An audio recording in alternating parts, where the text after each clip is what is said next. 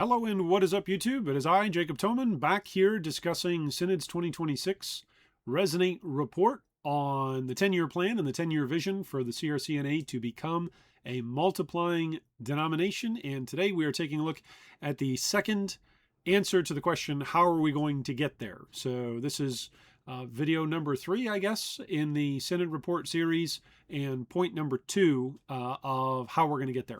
Discussing leadership development. I'm going to keep most of my comments to myself. I welcome your comments down below in the discussion portion of the YouTube video, but I'm going to keep my comments to a minimal here unless it's just to clarify particular terminology, because there's a lot of inside baseball. There's a lot of insider language here. So if you're not familiar with all the CRC lingo or language, if you're an outsider to the CRC, even saying that to the Christian Reformed Church of North America, or if you're an insider, but maybe you don't know all the language because it's constantly changing on a yearly, annual, synodical basis, then there you go. You can keep up with us.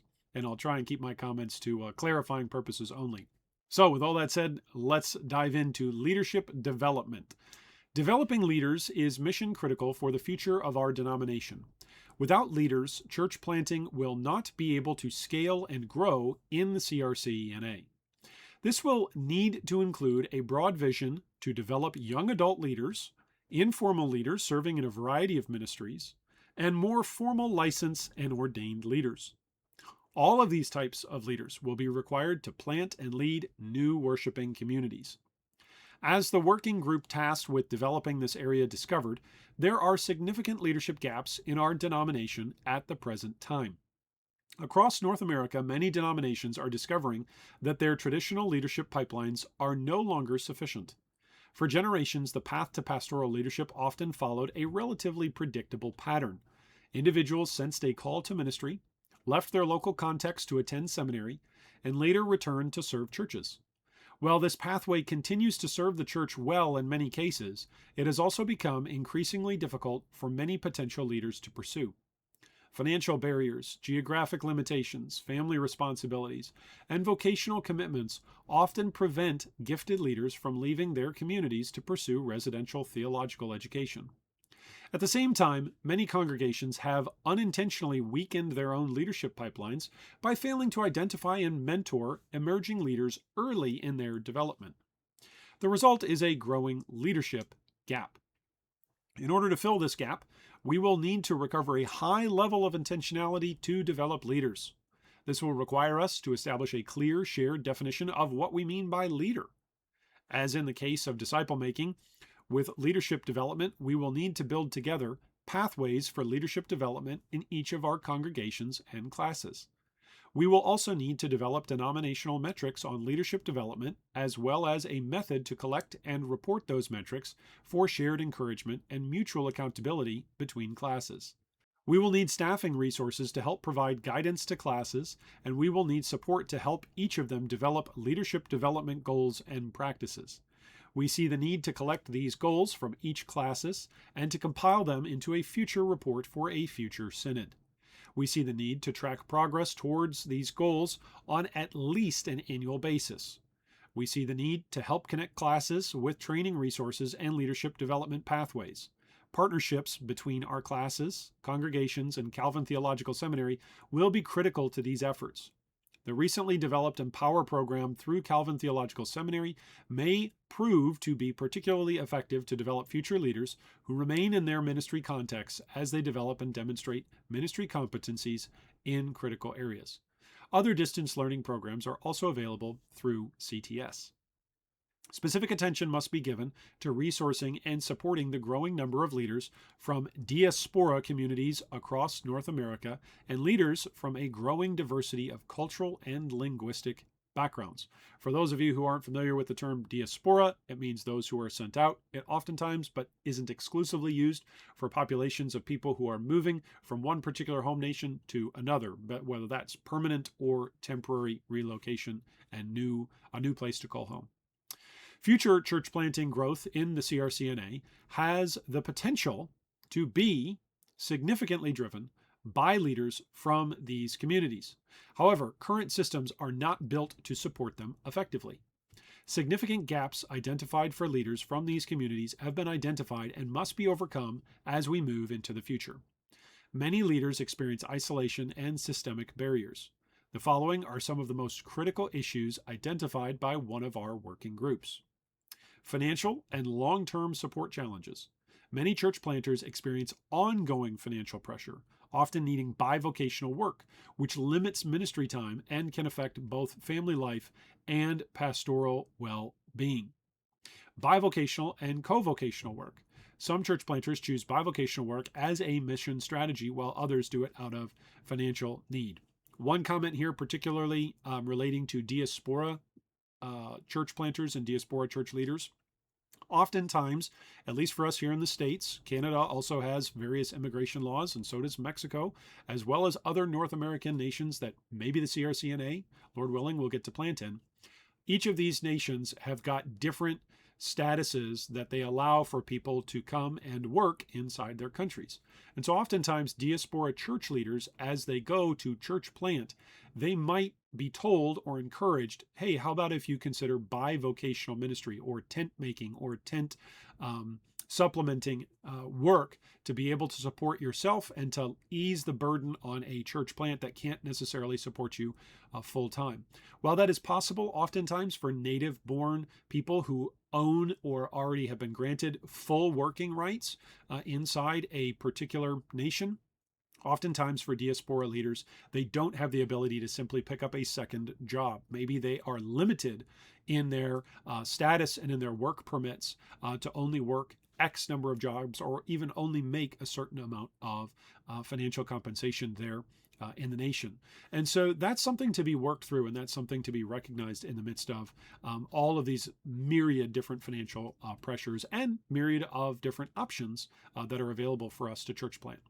Just because it's a obstacle or a potential challenge doesn't mean it's an insurmountable hurdle. It just means it's something for us to be aware of together as we embark on this. All right, continuing with bullet point 3. Neglecting 1.5 and second generation immigrants. Leaders who come from immigrant backgrounds but were raised in North America often experience a sense of being between cultures. Training for churches that are planting and those that are being planted. When both communities are equipped and aligned, partnerships are stronger, expectations are clear, and both can find solutions that work for them. Assessments and internship opportunities. Some non-Anglo church planters are uncertain about available pathways for assessments and ministry internships. Strategic commitment. Church planters often need continued encouragement and guidance beyond the initial launch phase. Accessible discipleship resources and materials in different languages. Many discipleship and training materials are primarily available in English. Recognizing the diversity within diaspora communities. Diaspora ministry includes an extremely wide range of nationalities, ethnicities, cultures, and subcultures.